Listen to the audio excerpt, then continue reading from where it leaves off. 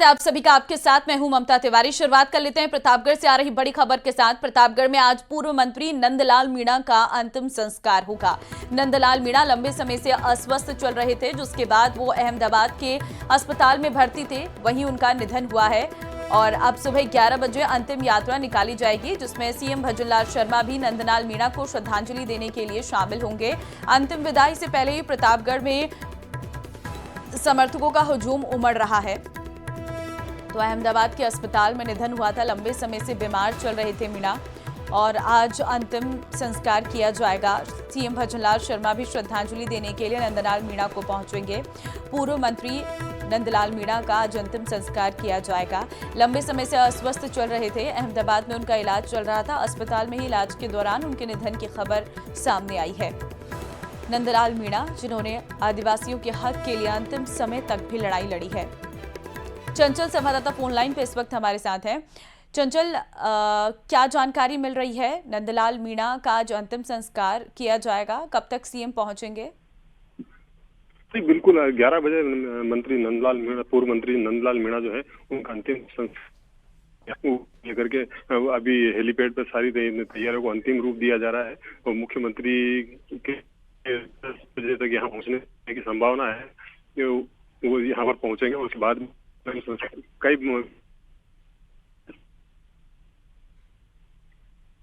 और आवाज हम तक स्पष्ट रूप से नहीं पहुंच पा रही है चंचल।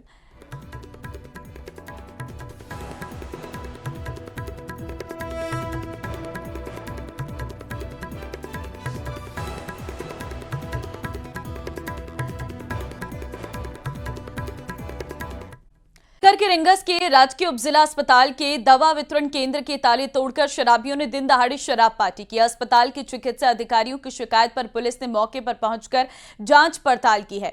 अस्पताल के दवा वितरण केंद्र कर्मचारी ने बताया कि वो दवा वितरण केंद्र से गुजर रहा था, तभी देखा तो केंद्र का ताला टूटा हुआ था और सामान बिखरा पड़ा था। मौके पर देसी शराब के खाली 2 पव्य तंबाकू के पाउच पड़े थे। इसकी सूचना अस्पताल के वरिष्ठ चिकित्सा अधिकारियों को दी गई। अस्पताल के वरिष्ठ चिकित्सा अधिकारी डॉक्टर सुखदेव सिंह महिला ने पुलिस थाने में सूचना दी है। पुलिस थाने के एएसआई अस्पताल के दवा वितरण केंद्र पर पहुंचे। पुलिस आसपास के सीसीटीवी की जांच कर रही है।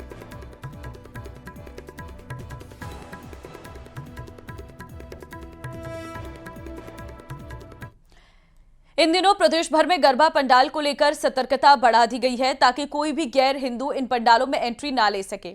लेकिन बांसवाड़ा के अंबा माता मंदिर के पास बने गरबा पंडाल में ऐसा कुछ भी नजर नहीं आया। ऐसा ही मामला सामने आया है, जहां एक युवक ने फर्जी नाम और पहचान बताकर गरबा पंडाल में एंट्री ली और इसमें भी सबसे चौंकाने वाली बात यह रही कि वो एक युवती का पीछा करता हुआ वहां पहुंचा।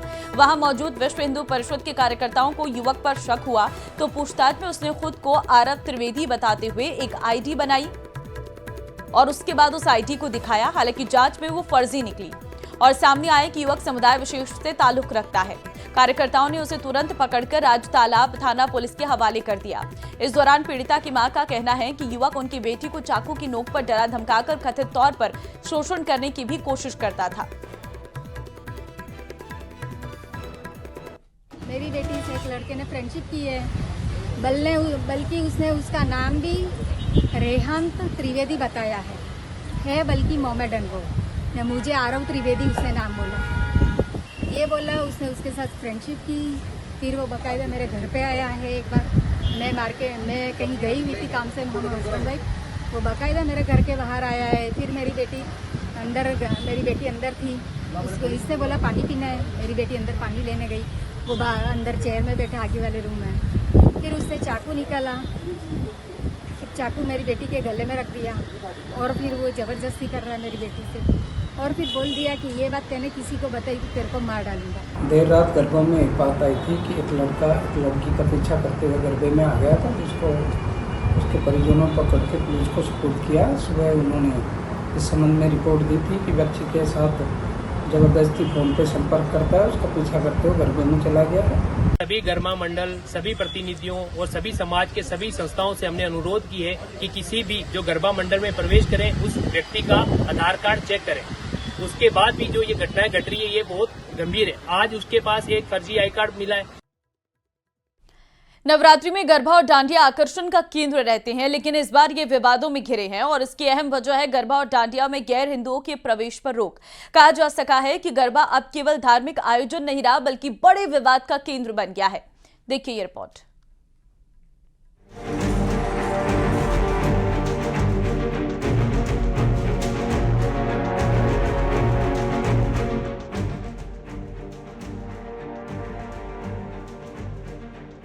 कई जगहों पर हुआ हंगामा, विवाद के वीडियो वायरल। प्रदेश के अलग अलग इलाकों में गरबा और डांडिया कार्यक्रम चल रहे हैं। इन सब के बीच कोटा से एक वीडियो वायरल हो रही है जिसमें 2 मुस्लिम युवतियां मैनेजमेंट के रवैये से नाखुश नजर आई। दरअसल कोटा में विश्व हिंदू परिषद और बजरंग दल ने साफ कर दिया है कि गरबा और डांडिया में गैर हिंदुओं का प्रवेश नहीं होगा। इन लड़कियों का कहना है कि अगर गैर सनातनियों का प्रवेश वर्जित है तो एंट्री पास के वक्त क्यों नहीं बताया गया। इतना ही नहीं, एंट्री पास पर भी ऐसा कुछ नहीं लिखा था कि भाई मुस्लिम नहीं जा सकते और क्या बोलते हैं, लिख रखा इन्होंने बड़ा बड़ा गैर सनातनी, और लेकिन पास भेजते हो इस पे कुछ नहीं लिखा इन्होंने। ठीक है, हम नहीं आते यहाँ पर, हम पागल नहीं है जो यहाँ पर लिखा है हमारे के, अगर लिखा है तब भी हम आते हैं यहाँ पर, लेकिन पास भेजते हो यहाँ पर कुछ भी नहीं लिखा था इन्होंने कि यहाँ पर गैर सनातनी को पास नहीं भेजेंगे हम। 12 जिले में भी गरबा विवाद गरमाया है। हिंदू अखाड़ा समिति ने पुलिस को ज्ञापन सौंपकर आयोजकों को चेतावनी दी है कि गरबा हमारी आस्था से जुड़ा है, अगर गैर हिंदुओं को घुसने दिया तो बड़ा आंदोलन होगा। इससे पहले बीती रात एक गैर हिंदू को प्रवेश देने पर विवाद हुआ था। चेतावनी भी लगा कर गए थे, एक फ्लेक्स भी लगा कर गए कि गैर हिंदू पूर्ण रूप से यहाँ पे वर्जित रहेंगे, लेकिन उसके बावजूद भी ये लोग पैसों के लालच में आकर के उन लोगों को पास देते हैं, उनकी एंट्री कराते हैं। ये बिल्कुल सनातन धर्म के खिलाफ है, ये हमारे हिंदू धर्म के खिलाफ है।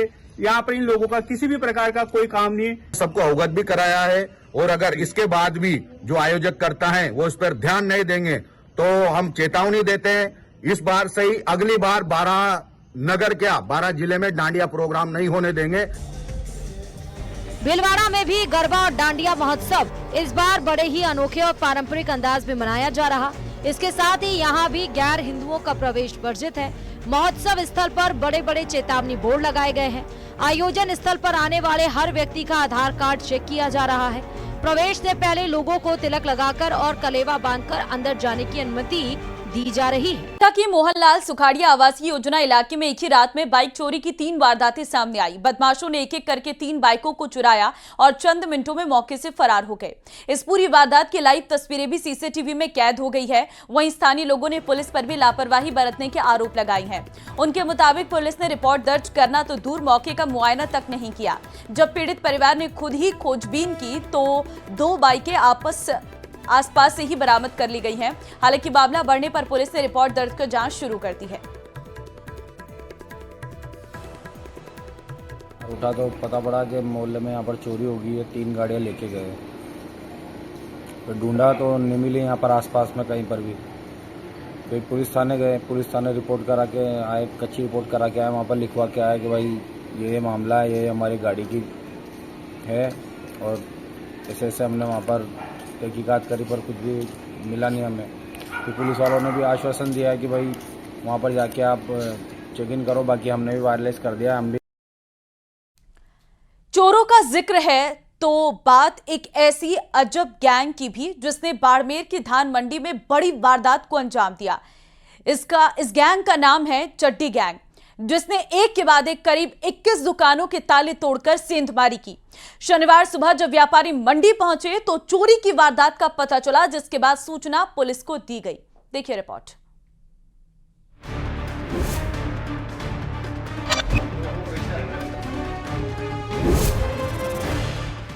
इक्कीस दुकानों पर एक साथ किया हाथ साफ, खौफ में व्यापारी, बेखौफ अपराधी।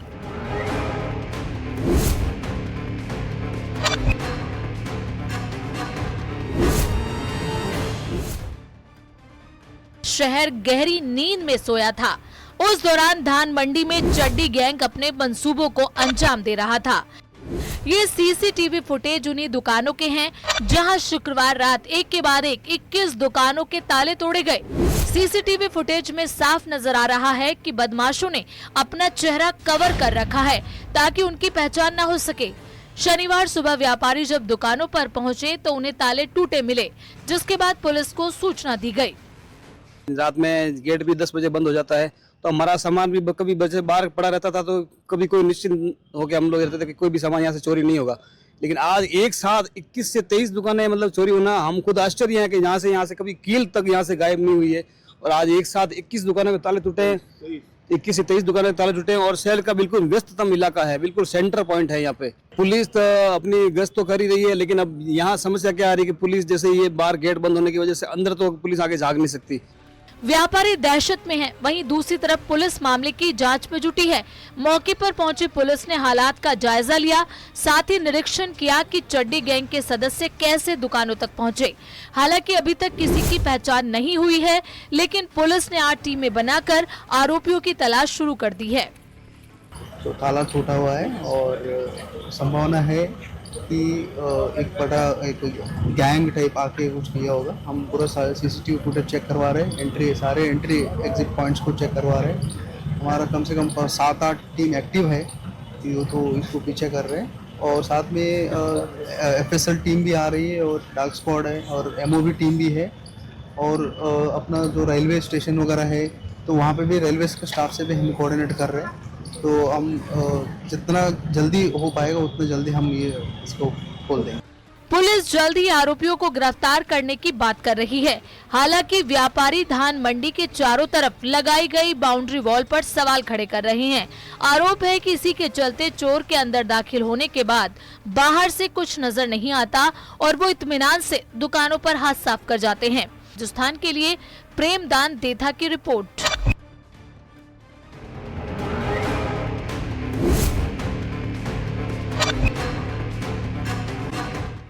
चित्तौड़गढ़ से बड़ी खबर आपको देंगे। सूरजमाली मामले में नया मोड़ आया है। जिला मुख्यालय कूच करेंगे हनुमान बेनीवाल। आपको बता दें, सर्व समाज के हजारों लोग इसमें शामिल होंगे। देर रात तक चली वार्ताओं में सहमति नहीं बनी है, तो बड़ी खबर इस वक्त आपको हम दे रहे हैं। जिला मुख्यालय कूच करेंगे हनुमान बेनीवाल, ये बड़ी खबर है। सूरजमाली मामले में ये बड़ी कूच रहने वाली है। नया मोड़ आ चुका है इस पूरे मामले पर। सर्व समाज के हजारों लोग इसमें शामिल रहने वाले हैं।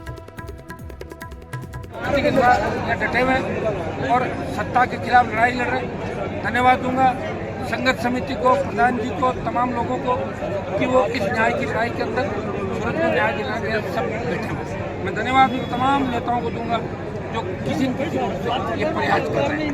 देखिए, जब तक सूरत के परिवार को न्याय नहीं मिल जाता, अब इस आंदोलन के अंदर हम पहले ही दिन से हमारी पूरी टीम यहाँ थी। सोशल मीडिया के माध्यम से हम लोग प्रयास कर रहे थे। आज व्यक्तिगत रूप से दर्ज करा के संदेश हमने दिया। तो देर रात तक वार्ता चली, लेकिन कोई सहमति नहीं बन पाई है। पीयूष संवाददाता फोन लाइन पे इस वक्त हमारे साथ है। पीयूष, सूरज मामले में नया मोड़ सामने आया। बताया जा रहा है कि जिला मुख्यालय कूच करेंगे हनुमान बेनीवाल। जी देखिए, ये जो पूरा प्रकरण है पिछले 12 दिनों से सूरजमाली के साथ जो हम जानलेवा हमला हुआ है, उसका सोशल मीडिया पे जो वायरल हुआ था वीडियो पानी की मांग को लेकर, जिसके बाद से लगातार जो है सर्व समाज जन और कांग्रेस इसको बुनाती आ रही है और लोग जो है इकट्ठे होकर 12 दिन से लगातार धरना प्रदर्शन कर रहे थे। और आधी रात में सुप्रीमो जो है RLP हनुमान बेनीवाल, वो भी धरना स्थल पर पहुंचते हैं और उसके बाद जो मांगे हैं उन पर सहमति नहीं बनने के बाद से आज जो है 11 बजे जिला मुख्यालय पर कूच करने का उन्होंने ऐलान किया है। सर्व समाज के लोग सहित यहाँ पर सैकड़ों की तादाद में जो लोग हैं वो जिला मुख्यालय की तरफ आएंगे और करीबन 12 से 1 बजे तक यहाँ पहुंचने की उम्मीद है और यहाँ पर धरना प्रदर्शन किया जाएगा सारी मांगों को लेकर फिर से। जी ठीक है पीयूष, बहुत धन्यवाद आपका तमाम जानकारी देने के लिए। तो आज जिला मुख्यालय कूच करेंगे हनुमान बेनीवाल, ऐसी जानकारी सामने आ रही है। मशहूर डायरेक्टर और प्रोड्यूसर एकता कपूर ने सीकर के खाटू श्याम जी मंदिर में बाबा श्याम के दर्शन किए, जहां उन्होंने बाबा श्याम की पूजा अर्चना कर देश की खुशहाली की कामना की। वहीं श्री श्याम मंदिर कमेटी के मंत्री मानवेंद्र सिंह चौहान ने मंदिर आगमन पर एकता कपूर का प्रतीक चिन्ह देकर स्वागत किया है। इस दौरान मंदिर परिसर में बाबा श्याम के जयकारों की गूंज सुनाई दी है। तो एकता कपूर का प्रतीक चिन्ह देकर स्वागत किया गया। एकता कपूर बाबा श्याम के दर पर पहुंची थी, जहां पर श्री श्याम मंदिर कमेटी ने उनका स्वागत किया। बाबा के दर्शन करने के लिए वो यहां पर पहुंची थी। पूजा अर्चना भी उनके द्वारा की गई। एकता कपूर को प्रतीक चिन्ह देकर स्वागत किया गया।